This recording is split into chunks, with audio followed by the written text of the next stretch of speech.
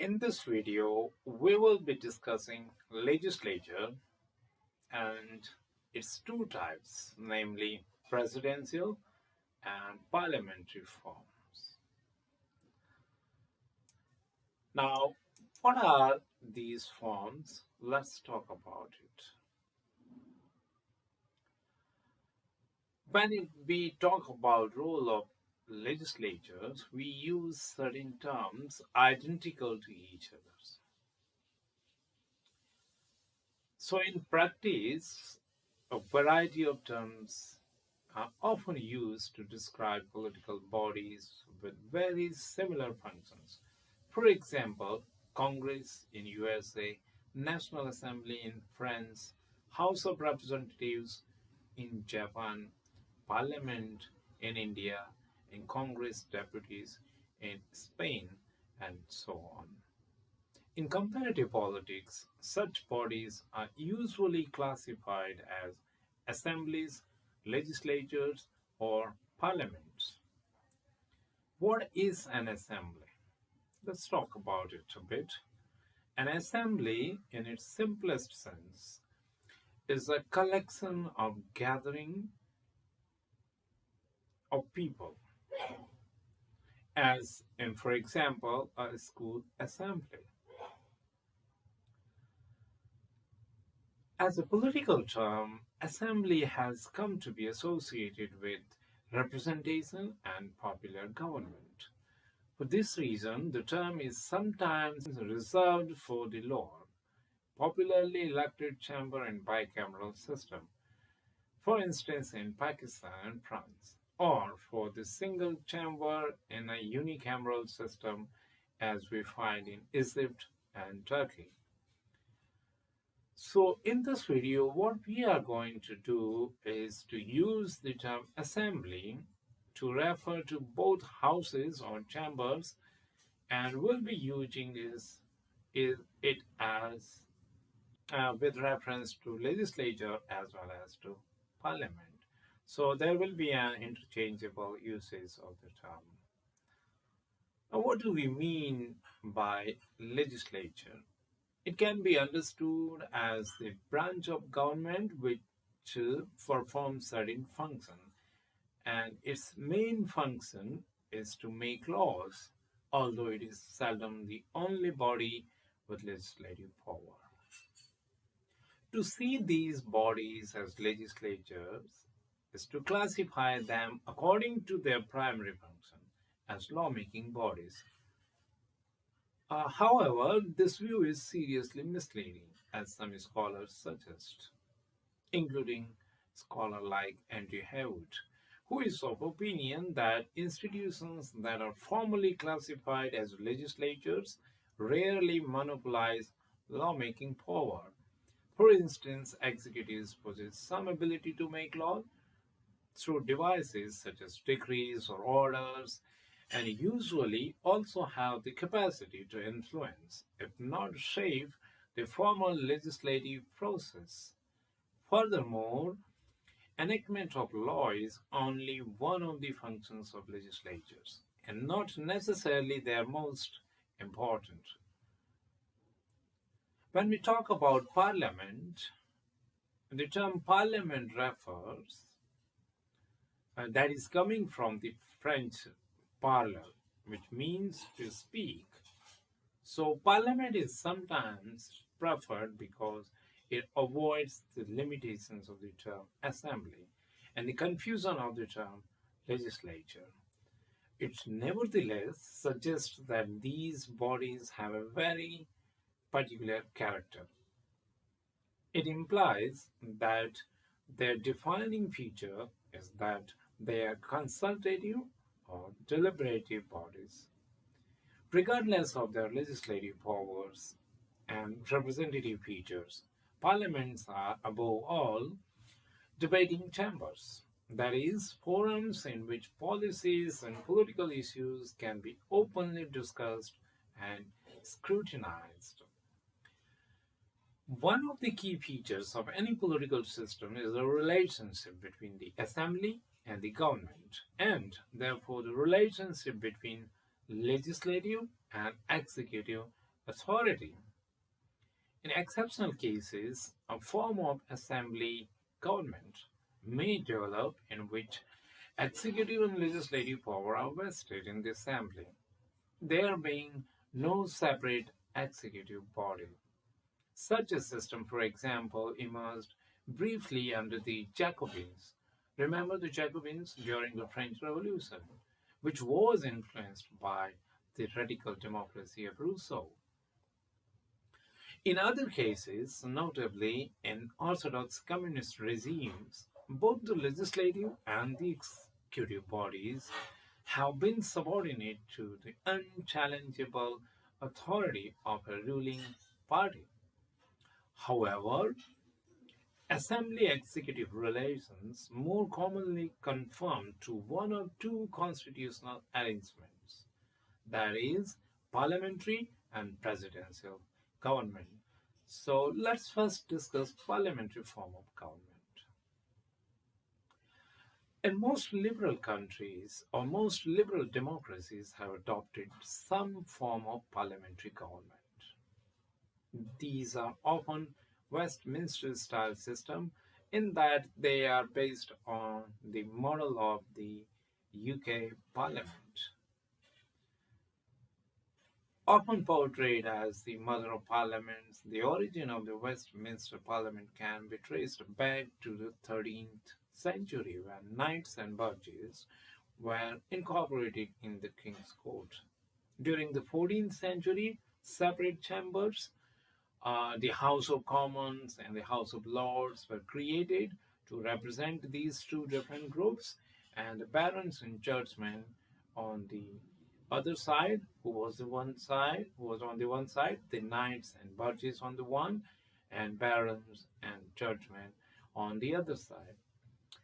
Parliament's supremacy over the king was nevertheless not established until the Glorious Revolution of 1688, which is also called as the Bloodless Revolution, and its capacity to call government to account not recognized until the gradual emergence of a democratic franchise during the 19th century.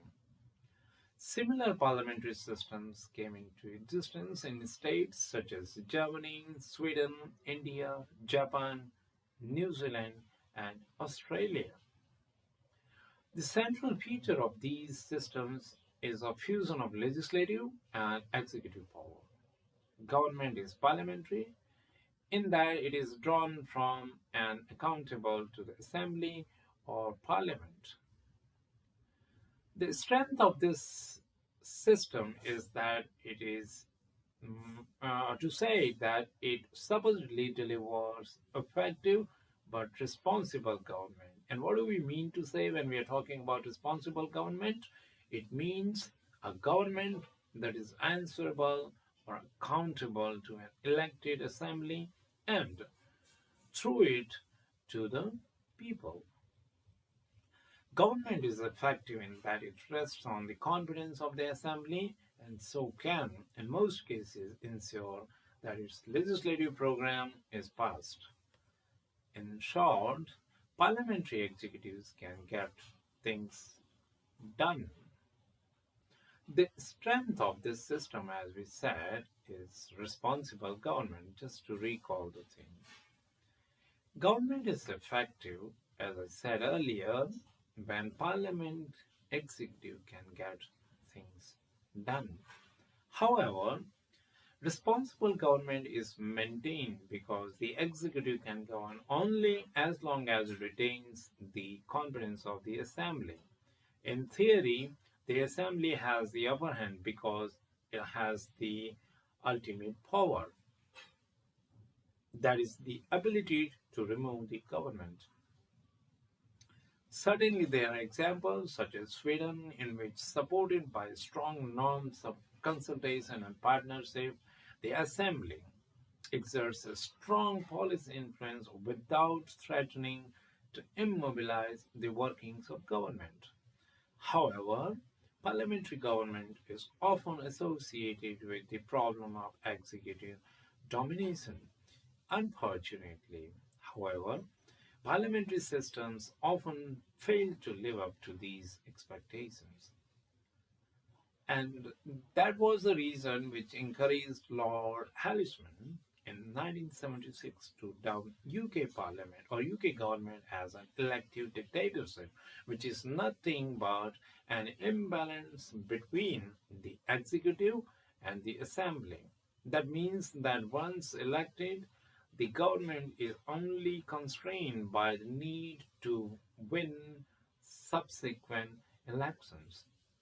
Ironically, therefore, parliamentary systems may allow parliaments to become little more than talking shops and may reduce their members to mere lobby fodder. Lobby fodder here means a pejorative term, denoting assembly members who vote consistently and unquestioningly as the parties dictate. Parliamentary systems have also been linked with weak government and political instability. This usually occurs when the party system is fractured, and it is often associated with highly proportional electoral system. In the French Fourth Republic during 1945 to 58, for instance, 25 governments came and went in a little over 12 years. During this period, no French government could command a stable majority in the National Assembly, in which both the communists on the left and the coalists on the right side were implacably opposed to the regime itself. This is the case in the UK, where a combination of a strict party discipline and a disproportional electoral system, that is, the simple plurality system, normally allows government to control parliament through a cohesive and reliable majority in the House of Commons. Now, similar problems afflicted post World War Italian politics. A polarized multi party system led to the establishment of no fewer than 59 governments between 1945 to 2001. However, such apparent immobilism may be misleading. What is meant by immobilism here? It is a political paralysis which stems from the absence of a strong executive caused by multiple divisions in the assembly and probably society. So, because of this immobilism, um, sometimes it is given this kind of pejorative uh, term, which may be misleading. In Italy, for example, changes in government typically involve a reshuffling of ministerial personnel, not a political upheaval, and only occasionally result in general election. Now, having discussed about parliamentary form of government, let's talk a bit about presidential government.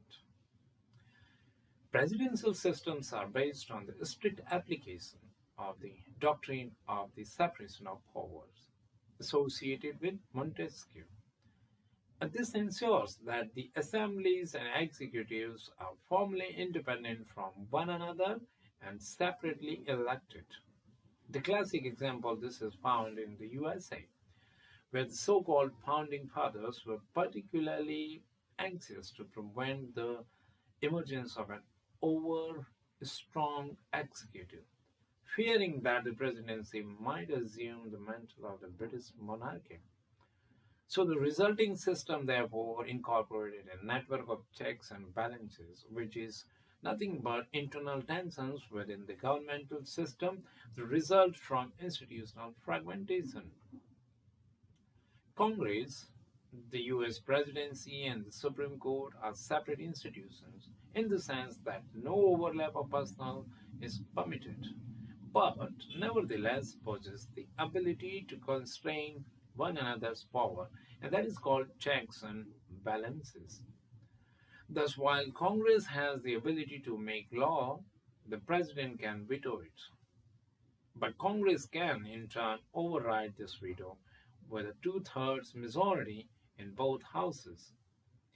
In the same way, although the president has the power to make senior executive and judicial appointments, They are subject to confirmation by the upper house, that is the Senate.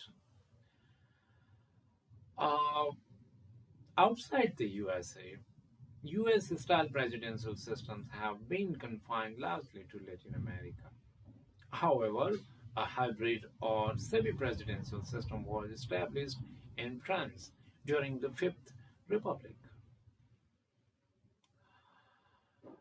Um, how such, you know, um, system behaves or how such a system works in practice depends on a delicate balance between, on the one hand, the personal authority and popularity of the president, and on the other, the political complexion of the National Assembly.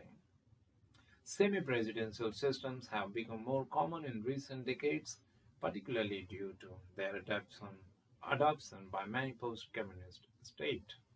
However, they range from forms of balanced semi presidentialism, in which the parliament exercises effective, consistent control or constraint over the presidency, to form of asymmetrical semi-presidentialism. So from balanced uh, semi-presidentialism to asymmetrical semi-presidentialism, in which the parliament lacks independence and is routinely controlled by the presidency. In Russia, this imbalance is so severe that the system can be described as an example of super presidentialism. And what is it? What is a super presidentialism? So, as we said, the semi presidential systems have become more common in recent super presidentialism. That is, a president heavy constitutional order in which the presidency is invested with great power and the assembly of parliament operates as a mere rubber stamp. The principal virtue of presidential system is that by separating legislative power from executive power, they create internal tensions that help to protect individual rights and liberties. As Hobbes put it, liberty is power cut into pieces. In the USA, for instance, the danger of executive domination is protected by the range of powers vested in the Congress. Uh, for instance, Congress has the right to declare war and raise taxes. The Senate must ratify treaties and confirm presidential appointments, and the two houses can combine to charge and impeach the president. Such fragmentation, however, may also be drawbacks. In particular, presidential systems may be ineffective and cumbersome because they offer an invitation to struggle to the executive and legislative branches of government. Critiques of the US system, for example, argue that since it allows the president to propose and Congress to dispose, it is nothing more than a recipe for institutional deadlock or government gridlock. This may be more likely when the White House, that is the presidency, and Capitol Hill, that is Congress, are controlled by rival parties, but can also occur as the Carter administration of 1977 to 81 demonstrated when both branches are controlled by the same party. A similar problem occurs in semi-presidential system in the form of cohabitation when the president is forced to work with a hostile prime minister and assembly. So, with all these limitations, despite all these weaknesses, we have two important systems of legislative assembly. These are called parliamentary and presidential form of government.